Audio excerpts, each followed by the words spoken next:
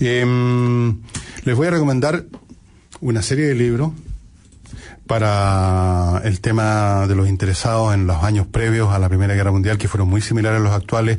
Había una situación de globalización, llamémosla así. Bueno, la economía mundial siempre ha sido una economía mundial, incluso en la época de las cavernas, que ustedes no lo crean. Se han encontrado rutas comerciales que unían distintos hordas o grupos tribales, estamos hablando de 5 o 6 mil años antes de Cristo, en Europa, que unían lo que ahora es Francia con lo que es el Medio Oriente.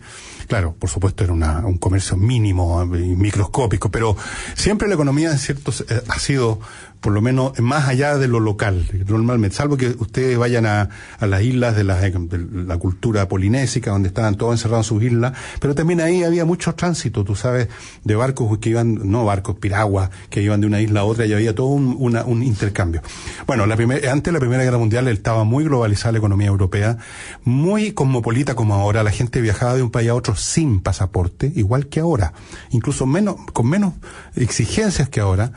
Era un mundo muy que se sentía muy europeo, tal como ahora. Había un idioma de intercambio universal, que ahora el inglés, en esa época era el francés, y por lo menos las élites sentían que el mundo estaba en un proceso de progreso imparable. Y efectivamente era un siglo donde se habían desarrollado un montón de tecnologías y ciencias de una manera extraordinaria. El campo de las ciencias físicas, matemáticas, las tecnologías, había aparecido el automóvil, el avión, la radiotelegrafía sin hilo, como se llamaba la radio, para que hablamos de del tren que ya existía, los barcos a vapor, millones de nuevas tecnologías médicas que no habían existido. Era un mundo que progresaba mucho, las artes también estaban cambiando en el campo de la música, de la pintura, habían aparecido ya los impresionistas, los cubistas, en la música apareció, primero Wagner con su cromatismo, luego aparecieron Schoenberg, Webern y otros con otros sistemas tonales, dodecafónicos, etcétera. Era un mundo muy progresivo, eso es lo que les quiero decir, más progresivo incluso que el de ahora en términos de saltos importantes. Ahora más bien tenemos una acumulación en el campo de la informática especialmente. Y ese mundo voló en pedazos con una rapidez insospechada. Si ustedes quieren enterarse cómo era ese mundo previo, yo les voy a recomendar un libro que se llama 1913, o sea, el año previo a la Guerra Mundial, escrito por Charles Emerson, que es un historiador australiano muy interesante. El libro es sumamente interesante. Él hace un recorrido por el mundo, cómo eran las cosas en Constantinopla en 1913, cómo eran las cosas en Berlín en 1913, en Nueva York, y así sucesivas partes. Y hay fotografías y ustedes pueden verla, y es impresionante lo moderno que era ese mundo. Mucha gente joven, sobre todo, cree que la modernidad se inventó la semana pasada. Era sumamente moderno en mucho orden de cosas.